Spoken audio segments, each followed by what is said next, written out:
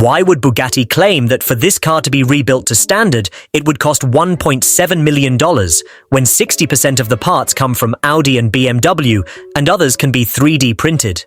I'm sure every one of you has seen the 10-minute-long video from the Bugatti CEO explaining why Matt Armstrong can't 3D print most of the car parts, which isn't true. I think he must be hiding some truths under the carpet in order to frustrate Matt Armstrong and Alex G and force them to send the Bugatti back to them. But before we dive into the shocking revelation, do well to like and subscribe to this channel. Now let's continue, because this isn't just about one rebuild anymore. This is about control, pricing, and what Bugatti doesn't want people to notice. Let's start with the $1.7 million price tag. Bugatti claims this is the cost to rebuild the car to factory standard. But when you break the car down piece by piece, the numbers stop making sense. Think about what we're really looking at here. Matt Armstrong is trying to help a friend fix a crashed Bugatti Chiron damaged. Yes, totaled by insurance standards, absolutely. But the core structure, the engine block, the transmission casing, these survived. What needs replacing are body panels, some electronics, suspension components, interior trim pieces, and various sensors and modules. Now Bugatti comes back with a quote, $1.7 million. To put that in perspective, that's enough money to buy 2 brand new Lamborghini Huracans, or 3 McLaren 720 SSs, or 5 Porsche 911 turbos, all brand new with warranties straight from the factory, for repair parts. The immediate reaction is to assume these must be incredibly rare, handcrafted components, pieces so specialized that only a handful of artisans in Molsheim, France can produce them. Components machined to tolerances measured in microns, made from exotic materials that justify the astronomical cost. But here's where the story starts to unravel. Over 60% of this car's components are sourced from Audi, BMW, and other mass-produced platforms. These aren't rare handmade unicorn parts. Let's be specific about what this means. The Bugatti Chiron shares its door handles with the Audi A3. The same door handles you can buy at an Audi dealership for a couple $100. The climate control system, Volkswagen Group parts bin. Even more significant components share DNA with mass-market vehicles. The transmission in the Chiron is a heavily modified version of a Ricardo 7-speed dual-clutch gearbox that has variants in other high-performance vehicles. The engine management systems use Bosch components. The ABS and traction control modules are Bosch. The airbag systems are common across multiple Volkswagen Group vehicles. Now, Bugatti will tell you that these parts are specially selected or tested to higher standards for their application. And in some cases, that's true. But it doesn't change the fundamental reality. The base component is mass-produced. It's not hand-forged by master craftsmen. It's not made from unobtainium mined from asteroids. When Matt Armstrong's team started sourcing parts, they found Audi and VW part numbers stamped on component after component.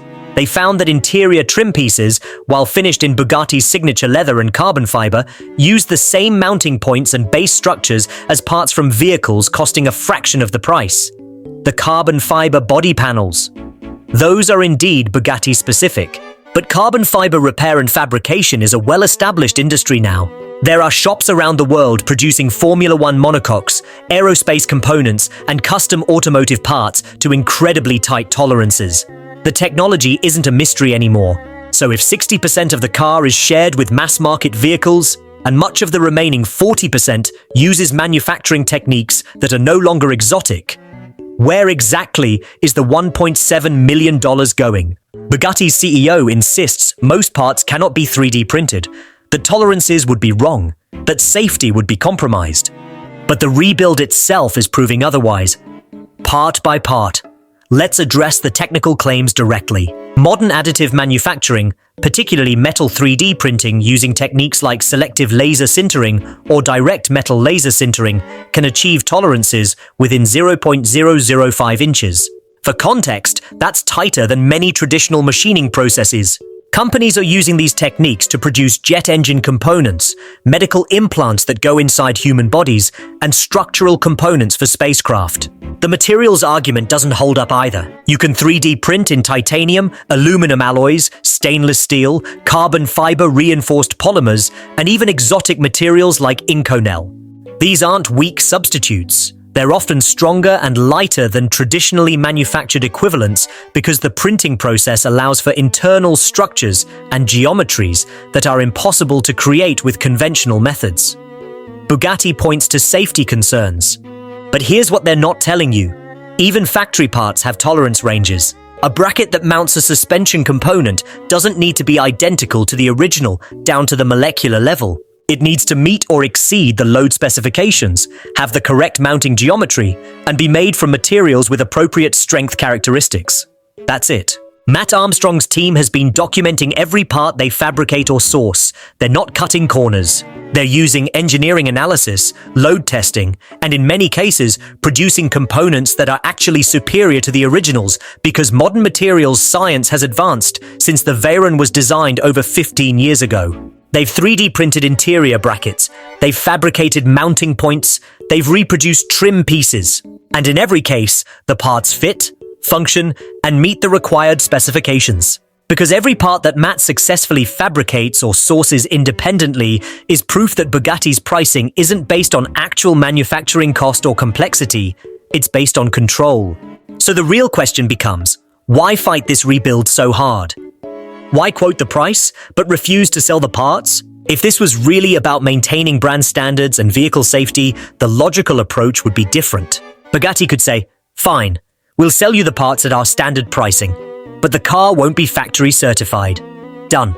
They protect their reputation, Matt gets his rebuild, everyone moves on. But that's not what's happening. But what happens when independent shops start successfully rebuilding these cars for $200,000 or $300,000? Suddenly the insurance math changes completely. Instead of totaling vehicles, insurers might push for repairs. Premiums could adjust. The whole economic ecosystem around exotic car ownership shifts. For Bugatti owners who've paid millions for their cars, there's a different concern. Exclusivity is part of what they bought. If crashed Bugattis can be rebuilt and put back on the road relatively easily, the pool of available vehicles grows. Supply increases. And in the ultra-luxury market, increased supply means decreased value. Your $3 million Veyron suddenly has competition from rebuilt examples. And while Bugatti can try to maintain the distinction between factory-certified and independently rebuilt cars, the market doesn't always care about those nuances. A car is a car. If it drives the same, looks the same, and performs the same, the certificate on the wall matters less than you'd think. Then there's the precedent this sets for the entire industry.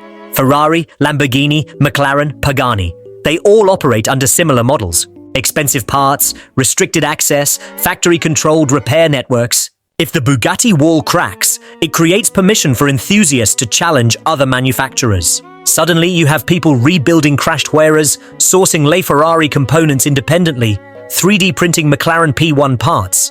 The entire structure of exotic car repair and parts pricing comes under scrutiny. And the manufacturers know they can't defend those prices in an open market. They can only defend them through information control and access restriction. Matt Armstrong's rebuild is a direct assault on that control, and he's winning. Parts that Bugatti said were impossible to source? He found them. Components that supposedly required factory expertise to install? He figured it out. Tolerances that allegedly demanded special equipment? He met them with standard tools. Now they're in damage control mode. But damage control only works if you can control the narrative. And when every step of the rebuild is documented, posted publicly, and proven successful, the narrative writes itself. The $7 million question was never whether the car could be rebuilt. It was whether anyone would dare to prove how much of that price tag was real and how much was illusion. We're about to find out.